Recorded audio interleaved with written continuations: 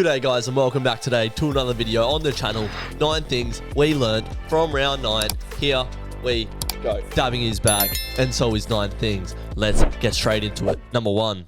The D's midfield needs to go up a gear. Melbourne were absolutely smashed in that first quarter, 30-0, and the Blues just dominated that first half out of the middle of the park. Now, it's no harm losing parts of games to the Blues in the midfield because they are absolutely class. Paddy Cripps and Sam Walsh are the best 1-2 duo in the comp, if not the best, absolutely right up there.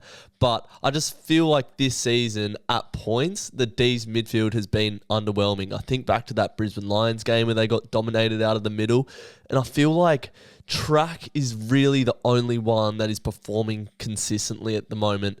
Clayton Oliver obviously had a pretty how-you-going off season, and I'd just like to see a bit more output from Tom Sparrow at this point in his career as well. Because once Petrarca went forward, kicked 5 goals and was probably the best on ground, but around the stoppages, I just don't think there's much consistency from the other contributors in the D's side. So what do you guys think needs to improve for the Demons? Let me know down in the comments. They did absolutely incredibly well to fight back, but without Christian Petrarca in that side, it could have been very ugly. Number 2, Port played with no fear and got the reward. One of the toughest trips in football is to go down to GMHBA to get the win. I don't think Port Adelaide have won at GMHBA in something like 20 years. I could be wrong, but it was an absolutely incredible performance from Port Adelaide. To kick 50 points in the first quarter was something that we've never seen down at the Cattery. It just seemed like they had a free hit. They had a really underwhelming performance last week. They weren't expected to win this game,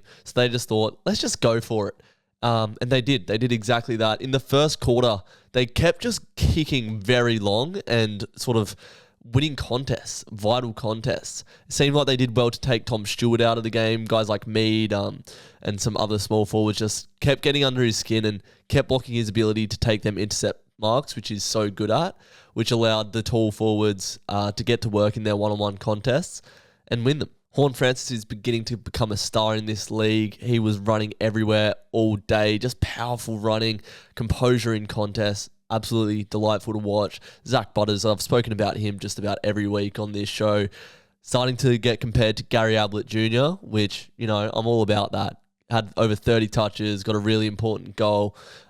This kid is an absolute star. Definitely Port Adelaide's most important player on the day and definitely Port Adelaide's best player this season so far. And I reckon Port Adelaide exposed Geelong's midfield. They don't have a strong midfield, the Cats. They've been relying on their transition footy all year. So when you come up against a good midfield like Port Adelaide, you're bound to get found out at some point. So massive win for Port Adelaide. Back in the contenders column after being pretenders the week before. What a great result it was and a fearless brand of footy that they played. Number 3, Swans' defensive pressure overwhelms a heavy-hearted Dockers. I opened up my live stream just discussing the tragic passing of Cam McCarthy, and I just wanted to re-emphasise my condolences to the family and friends of Cam McCarthy and what a tough time that would have been for the whole football club. Cam McCarthy was loved by all the fans, a genuine cult hero at the Dockers, loved by all of his mates, teammates, coaches. Everyone only had good things to say about this kid. Really tragic news and a tragic ending to a boy who had all the talent in the world. So, yeah, really sad times. Not sure how much of an effect that had on the game. You can't really tell, but to see Fife and Alex Pearce in tears just before the bounce, I mean, definitely had an impact. Fife turned the ball over a bunch. But that's all I'll say on that front because Sydney, they just brought defensive pressure all day. Like, we couldn't handball through the pressure. They were immense. Without the ball in hand, and then going forward they were just so clinical. They set up well behind the ball so we couldn't just go long, which would have been a directive, but their counter-attacking football was just so clinical. Chad Warner looked like an absolute stud out there, just so clean. He always has fun when he's playing footy. Some of the goals that he kicked were a piss take, and it was a weird game because we got pumped on the scoreboard, but it wasn't really the tail of the game. Like, we won the clearances, we had a lot of field position, we just turned the ball over at stupid times, and then we were disgustingly inaccurate in front of goal. The score reads, Freo were pumped, but the sort of expected scores didn't really reflect that. It is what it is. I didn't expect to win this game against Sydney because they are the cream of the crop at the moment. So we'll just move on past this. We should beat St Kilda this weekend if we're somewhat of a respectable side. Tough week for the club, tough day, and we move on. Number 4. Is Max King going to be the guy? Big credit to the Hawks for getting their 3rd win in 4 weeks. Starting to, just get them wins and be more of a competitive side, which we sort of expected them to be at the start of the season. They're finally sort of getting into their stride. But looking at the stats from this game, the St Kilda midfield actually got on top, but going forward, they just couldn't convert. And I'm starting to look at Max King just because he was drafted to be the guy, right? The big key forward, the guy that's wearing Nick Riewold's number 12. He's shown glimpses of it in the past, but it's just about time that Max King starts to go off and starts to dominate like we're seeing some other key forwards do in the comp. I don't know why, but he just isn't really providing that at the moment. It's just been an underwhelming season for Maxi. He's got a lot of pressure on him to carry this football club. So I don't want to rip into him too much, but I'm starting to think, is this going to be their number 1 forward for the next decade? Because if it is, it could be a bit shaky. So let me know what you guys think in the comments. I think Max King does have the skill to be a really good player, but is he going to be their A1 tip of the spearhead to take them to a premiership? I think the form this year says they might need another star in that forward line to give him a chop out because, they're just looking absolutely stale at the moment, the Saints. I don't know what to make of them. I'll have a good look at them on Saturday night when they take on Freo at Marvel.